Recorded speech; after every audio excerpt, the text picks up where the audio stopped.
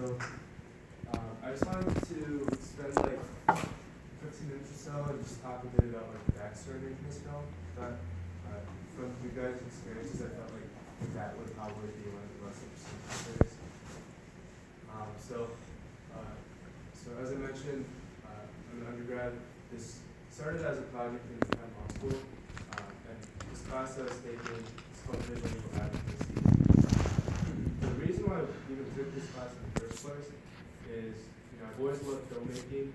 From my freshman year in high school, I was taking a history motion pictures class. In high school, like every single class I took, I was from California. Orange County is like an hour away from Hollywood, so there's a big filmmaking influence.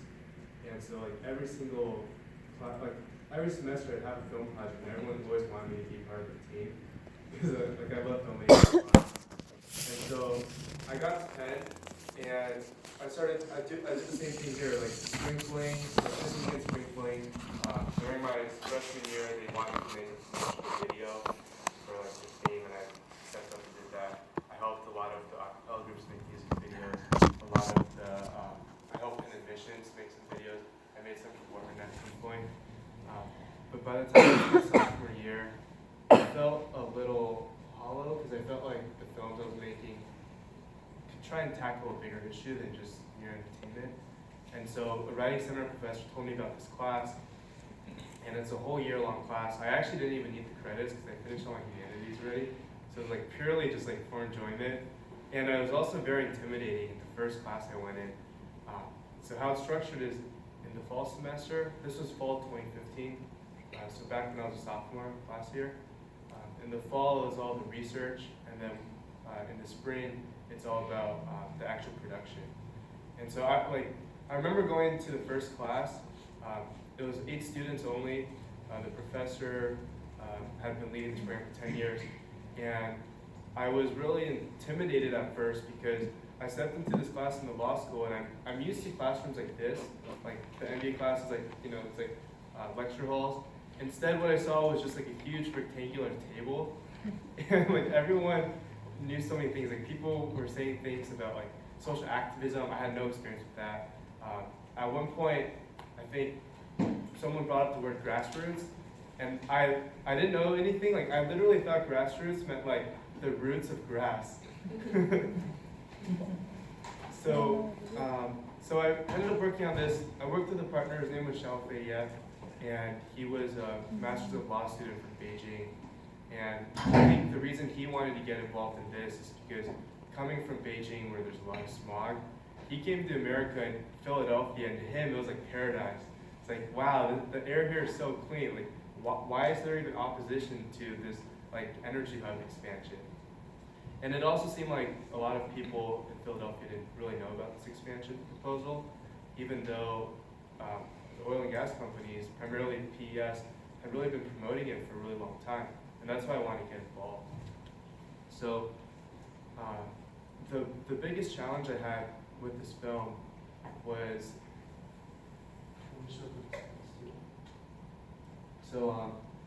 here on the left was like my class. You see it's 8 students, and on the right is Xiaofei, who I worked on the film with. And so, timeline-wise, I began the class, and the first time I met with Joe Minot, he was the guy by the oil trains. I met with him in Center City. That was basically the first time I really heard about the energy hub. And so their office is right by Rittenhouse Square, which is like really nice for like a nonprofit. It's like prime real estate. And at first, he was really excited I was interested in this film, but I could also get the sense that it's kind of doubtful that, I'm an undergrad, never made a documentary film before, and I don't even study anything related to energy or environmental studies. So I could feel that sense of doubt that it'd be possible to even make a film about this. But I've since proven him wrong, and he's very happy with the final film. So fast forward to January 2016, last year. This is when I started trying to figure out about the energy hub. So talking to a lot of journalists on the phone. So there are a series of like over 10 articles online, and not much press about it because the biggest challenge I ran into here was that there was basically like no details on the energy hub plan. From everything I read online, from events I went to a couple talks at Penn in Philadelphia, it seemed like that all of the oil and gas companies had been pitching this huge idea of building a pipeline to Philadelphia and expanding a lot of infrastructure. But there weren't really any details, and like upon my third or fourth article, I already realized that they were all repeating the same things. They're repeating like the Marcellus Shale pipeline, they repeated the PS, Phil Rinaldi, I mean all of it within 3 or 4 articles, and there really wasn't much in it. And so I knew from my perspective, because I didn't really have a solid opinion on the energy hub yet, I wanted to keep a neutral aspect. And so I emailed both proponents and opponents of the energy hub because they had all been just talking past each other.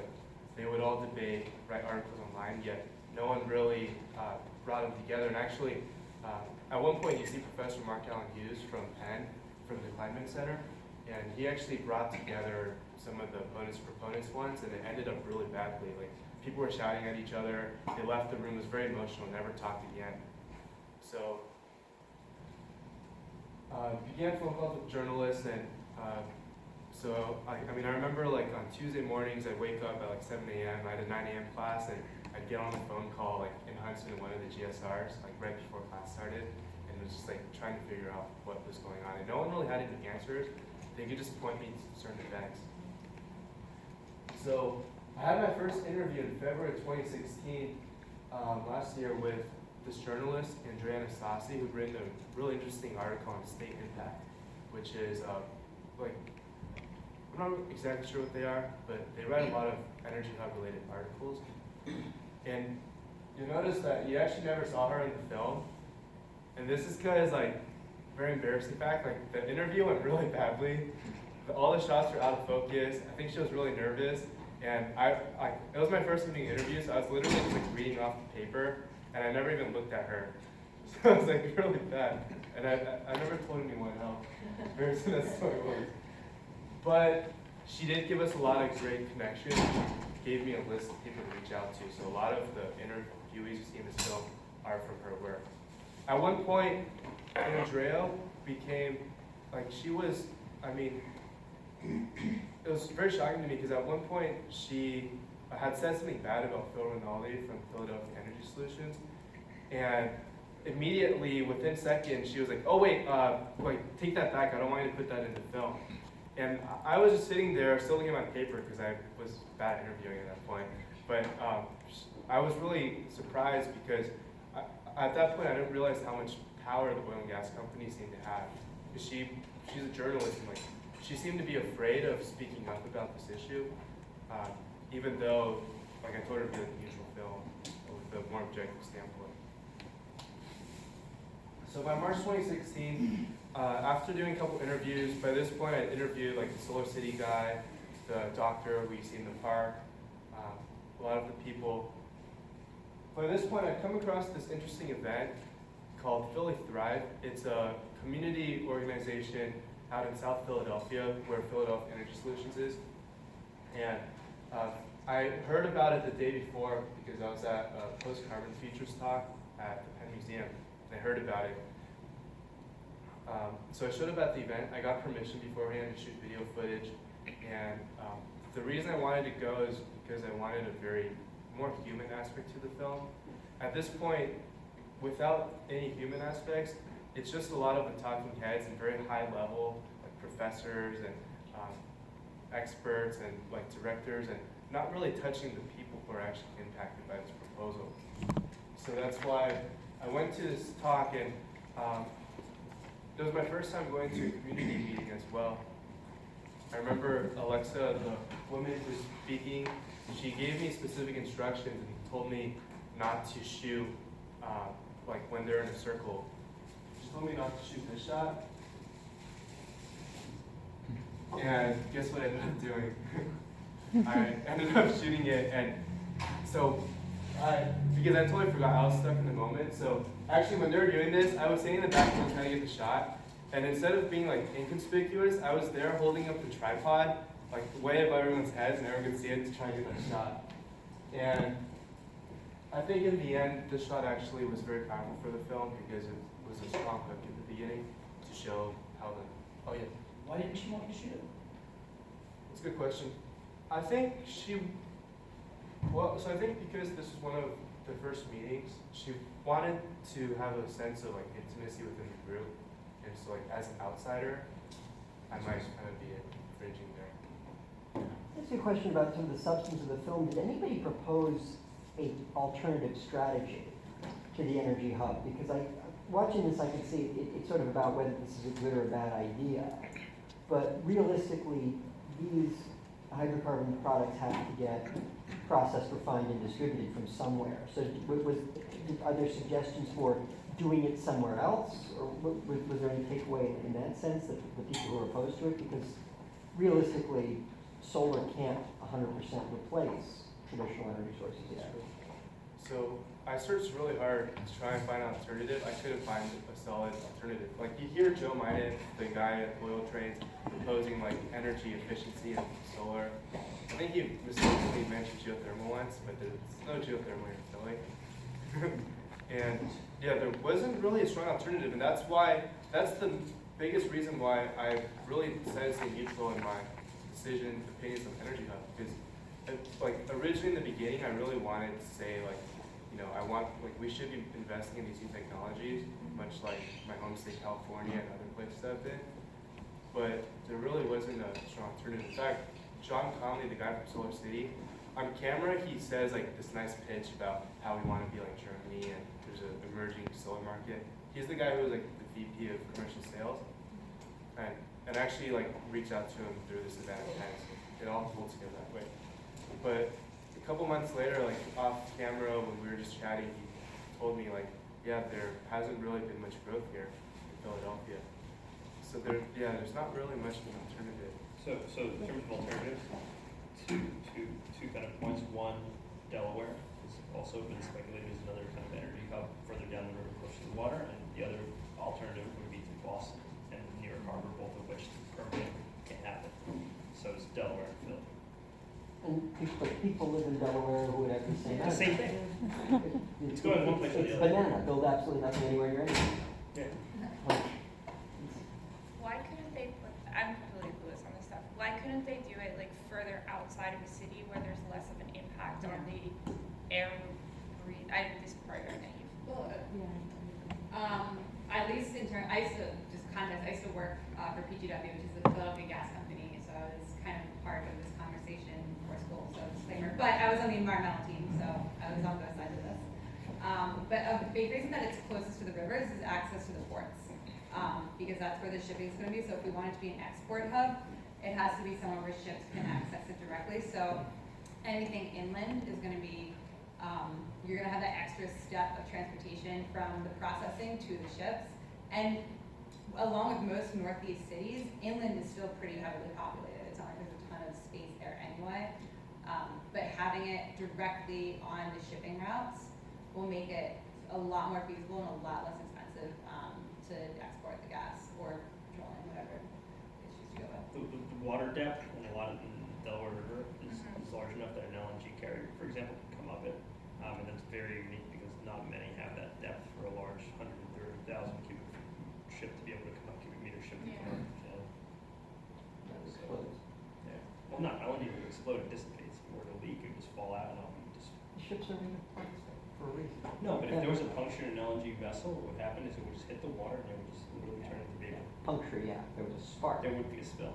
There wouldn't be a spill if there was a spark either. I don't know about how it works on ships, but like I know the LNG processing plant on the Delaware River that I used to work at, we couldn't have any electronics that could potentially generate sparks. So it was all like any batteries or any generators that were brought on site all had to be somehow like protected so that it's not generating spark. We weren't allowed to use our cell phones on site, which is a little annoying. I don't understand how car batteries were allowed to run on site, but they were really strict about like the types of electronics we could have near any LNG processing. I know the solution. Storage. 10 years from now. Always storage. So I guess before I continue, does anyone else have any questions? It's kind of interesting to me, and it's kind of a theme in general, those that are anti-fossil fuels and anti-hydrocarbons here, it's very fragmented, this sort of angle, right? You have people that feel uncomfortable with the trains that could explode in the city.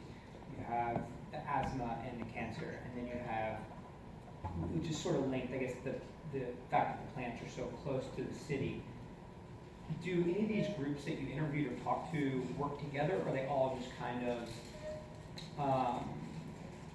vaguely, generally anti-fossil fuel and trying to just be activists, right? Is there a real kind of consolidation or strategy amongst anyone? Yeah, by groups, you're referring to like the opponents? Yeah. I mean, some of the different people you filmed, it just seems like were generally anti-hydrocarbon and trying to come up with anything, right? Like, I'm not sure there's been they pointed to a train derailment that happened at one point that could have been any train derailment, as this being a risk to blow up a whole city or something. Amtrak derailed 3 times last week. Well, Yeah. and you should footage of it in there of the train derailing. A oil tank derailed over the Schuylkill River and was hanging over the Schuylkill River for a week 2 years ago. That like hadn't hit anybody. It was, hundreds of yards away from the Schuylkill River Trail that could have exploded. It was, I'm sure. And that didn't even make the news. I'm sure. it did at I'm the sure time, the it was train. before wars. I'm sure the train people do not vouch for pipelines going. That's right? exactly, Yeah. right. So, would these people be content if you said, we're gonna build a pipeline, which is much, much safer? But, what we see today with pipeline debates Yeah. is, is a whole other issue. But, so, I think there's like a lack of consolidation in a movement at one. I don't know if you saw these different groups, if they knew each other, if they're working together at all, if they mutually attended events or anything like that. Yeah, so the environmental groups, they definitely all know each other. Like Joe Minen, David Major, the Cleaner Council, Penn Environment guys. Penn Environment is actually not related to Penn. It's more of like a Pennsylvania group. So that's like a huge misconception a lot of people have to see the film. But yeah, like I did get the sense, because like Joe Minen is the first guy I talked to, and the Cleaner Council is also fighting against all the pipeline expansion about like eminent domain. So I get the sense that they're just like pretty extreme and just like against anything that will make the air like dirtier. So like at one point, the documentary took a lot of directions. At one point, I went to a Philadelphia Physicians for Responsibility meeting out in Center City. It was like at one of the Quaker centers, and at this point, the Philadelphia Regional Port Authority, which I think is appointed by the governor of Pennsylvania, they wanted to auction off the site near the Navy shipyard. So right by the river, like prime real estate, and 6 companies were trying to auction to see who can get it. And amongst the 6 companies was PES, because they wanted to use it for the export, which you mentioned. But among them also were, there's like a company that wanted to do just like row, which is like just roll on roll off containers for boats. And so a lot of the environmentalists, for this specific part of the plan, they just wanted to try and get the container, like use the space for containers instead of the like PES used. And from a like real estate perspective, I think it doesn't make that much sense because it's such prime real estate. Why are you just going to use it for containers? You could put containers more inland. Yeah. Are there other cities that are energy hubs that are having similar problems? Good question. So I have a couple ideas, but it sounds like you guys have a lot of international experience. I'm wondering if you guys had any thoughts on that. So I think at least in the U.S., when I was doing research, I always read a lot about Boston, about how they had a liquefied natural gas plant, and ships were coming in, and like the articles talked about how when the ships came in, all the cars couldn't cross the bridge because they were afraid, just precautionary. But like Philadelphia Energy Solutions has always aspired to have Philadelphia become like Houston of the North. I think that's really like that's a literal term that Phil Rinaldi would use. That was his vision. He wanted Philadelphia he wanted to use the existing infrastructure, like all these, I mean, like the PES refinery is like the oldest one on the Northeast, like oldest refinery. So they just wanted to, you know, basically diminish their fixed cost and just like change it up a little bit, just retrofit it for natural gas. Carlisle owns PES. Right. Yeah, I saw it. And Phil Rinaldi actually stepped down from the CEO, I think because he retired. So I guess it seems like since the Energy Hub topic was proposed in 2014 at first, it seems like it's died down a bit. And I mean, a recent article I read back in December was this one. But it seems like the Energy Hub idea has just died down a little bit because it hasn't seemed to get that much traction. But perhaps you would know more about it. Yeah, so I don't know, I can't speak to the Energy Hub as a whole, but when I was at Philadelphia Gas Works, which is the municipal gas utility in Philadelphia, they were sold to a holdings company in New Hampshire in 2014, but the sale was actually canceled by city council. So it died on the city council floor. We had a huge union workforce that lobbied really hard, and the most powerful city councilman was in a highly, his district was highly unionized and very empowered, so they would have lost a lot of their support from the city for like the poor residents of Philadelphia. So I think, so the initial part of the sale was originally, we were supposed to fit in with the Energy Hub. We had the two largest, they had the two largest liquefied natural gas holders on a major river in the entire United States. They have 2 billion cubic foot LNG tanks that are actually significantly more than the demand for the city of Philadelphia because of increased efficiency throughout the city. So they actually have excess capacity on the Delaware River at its international port, which is Port Tioga. But because not only was the sale not allowed to happen, but it died on the floor after like a year and a half of debate, after a lot of pushback and some really, it just got incredibly political. So I think it scared off a lot of companies from trying to work with the city. So I was on one of the bidders Okay. for that, and those conversations went well into 2015, even though the died. Yeah. It's like, there's just like such a strategic location, and getting gas out of the Marcellus, there's no, like, in terms of vertically integrating everything, if you get it out of Philadelphia, it's one of the cheapest sources of LNG in the world, Yeah. Everything or one in Philadelphia wants to get out of Philadelphia. except for oil and gas companies. So I don't know how that affected the Energy Hub vision as a whole. We didn't work directly with PES, but we had a site directly across from PES's Patchett site in Southwest Philadelphia, and then the massive LNG holders where they mentioned in the movie in Bridesburg on the Delaware River. But because of a lot of political and union pushback, it just wasn't able to happen, which I was really frustrated by personally. It had a lot to do with me spurring the decision to go back to grad school. That being said, I worked a lot with the Clean Air Council because I was the air pollution manager for the City of Philadelphia's gas company. So I was in charge of all the air pollution permitting for all of the sites across the city. And we worked really closely with Clean Air Council because we had to, as there were 2 environmental services people in a company of 1,600. So it was just us, it was myself and one other person. So there was a lot of internal pushback on that, but our general consensus was very similar in that like pipelines are absolutely the safest and cleanest ways to get natural gas. And while natural gas isn't perfect, it's absolutely a bridge to cleaner energy in the future because it's not here now. So I think being able to utilize that pipeline from the Marcellus Shale, a lot of people were looking forward to, and we were really upset it didn't happen. Would Rinaldi not speak with you after he stepped down? Or did you reach out to him at all? I haven't reached out to him because, I mean, by the time that he stepped down, I was really in editing phase and I just wanted to finish up the film. Yeah. There's no, like, personally, there's also a story of, so I haven't talked that much about my opinions on Energy Hub in Philadelphia, but I think, at least my opinions on Philadelphia, when I first came to Philadelphia, like, freshman year, neutral against it. You know, I didn't go to Center City much, mostly on campus.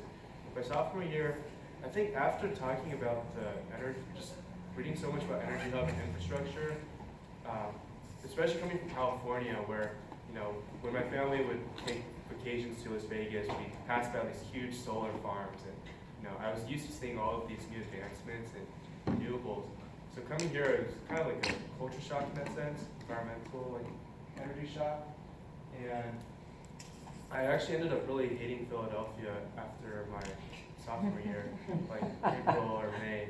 I absolutely just wanted to get out of here. So right after finals ended, I just booked the plane back to California, and I really enjoyed in California. Didn't touch the film at all. In fact, when I came back this past semester, I was still kind of yearning to be back in California. It took some time before the whole last semester I didn't do anything with the film until over winter break when I was back in California. A former mentor of mine called me because she really liked the film, and she really inspired me to finish it up. And so I spent the last 3 months finishing it up, 8 hours every weekend. Over spring break, I went down to the refinery with my really long legs, taking an Indigo city bike. I actually biked all the way down, and at one point I had to bike on part of the highway. It was really sketchy. And at one point, the refinery police officers that came up to me and were like, why are you shooting video footage of this? Are you terrorists? Because I mean, understandably, it's a huge target. If people wanted to do something, they'd be out there taking photos. You're not allowed to take pictures of our site even from the road, from the highway. These security guards, I had a contractor on our site one time, took a picture of we had a really pretty American flag out front and a pool in the backdrop. He took a picture of it to post on Instagram, and the security guard came out, confiscated his phone, and didn't delete the picture. They're really serious about it. How can they, no, you can't have my phone, what will they do at that He point? took it from, so the guy who took the video was at an adjacent PGW site, so he actually was technically on PGW property. But even still, these are old, haggard, old school Philadelphian guys that would intimidate me as well. So I probably also give up my phone. Yeah, try it, Rocky. Yeah, so I got pretty lucky. I mean, I just showed the police officer my pen card. He was like, oh yeah, my daughter went to bed. He was like, okay, that's fine. Because it was for a class, so not for me at all. Kind of good Drexel or something like that. No, get it over. I'm curious a little bit about, have there been any formal objective studies done on the air quality in Philadelphia and what its true impact is? I heard some stats being thrown out by some of the groups. Is there sort of a consensus, or is it sort of either side has their own opinion? Yeah. Well, either side does have their own Well, I know that. Yeah. There's one guy, the guy saying it's that's in the household or something. But the most objective ones would probably be just from the EPA in terms of emissions, but that's just emission, that doesn't cover the health. So the reason I talked about a doctor for the position for social responsibility, I figured he'd have the best understanding. He was the former Philadelphia health commissioner, so he's very nationally known. But even that Drexel professor, that woman, environmental sociologist, she showed me a couple papers on asthma levels, but as always, you don't know if it's correlation or causation. They can tell you that asthma levels are highest in South Philly, Wrightsburg, and all the areas by the refineries, but you can't really tell if it's really causation or if it's just people's living styles. So that's why I decided to keep in the lawyers' opinions, because there is kind of tension on that. Yeah. From the EPA perspective on that, Philadelphia is technically at non-attainment levels. So again, not causation, not correlation or causation, but Philadelphia has been one of the cities listed by the EPA as having significantly higher air pollutants, and that could be for a variety of reasons. It's not just the refinery, but from the strictly air pollution side, Philadelphia is they're one of the worst air polluters citywide. As with most Northeast cities, so they're basically in agreement with Boston, New York, Philly, Baltimore, all are about similar for air pollution, but they're all at this non-attainment level that the EPA set. So basically, EPA is saying it's not clean, it's not our baseline level of safe air, I guess. Yes. But that also means that there's a lot stricter regulations for building new infrastructure and for the infrastructure in place. So we have an entirely different permitting program for putting in any new infrastructure or generators than a city that is in attainment. And there's a lot more reporting involved. You need a lot more control systems. So they're a lot stricter so that you're not adding to the level anytime you build anything in Philadelphia. Yes, I mean, it can also, I mean, all the air pollution can also be just from all the cars. There's Yeah. so many cars driving It's, past. there's like not a direct link to any one source. I want to make sure, like, was everyone clear on the geography of where things are located? Because some people I like talked to about Energy Hub didn't really know where the actual refineries were. So if anyone had any questions on that, they have to. It was pretty clear that it was all developed in the southern part of the city, like I guess. It's over there. Wherever, yeah, down there. But how old are these plants? Are they near the end of their useful lives? Like, are they gonna recite them, or are they gonna put them somewhere else? Like, it looks like, seems like they're pretty old, right? Yeah, I think they're, I don't know exact numbers. Yeah. But I mean, the one right in South Philly that we show from that aerial view, like right by the Schuylkill, it's like the oldest refinery on the Northeast.